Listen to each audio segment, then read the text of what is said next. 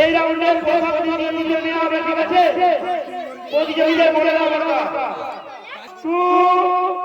2-30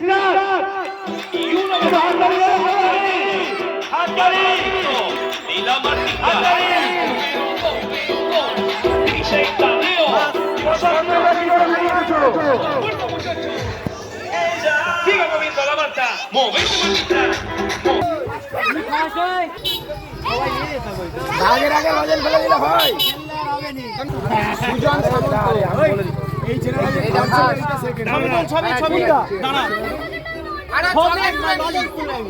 তুই কি ফার্স্ট হয়েছিস? নিয়ে ফেলি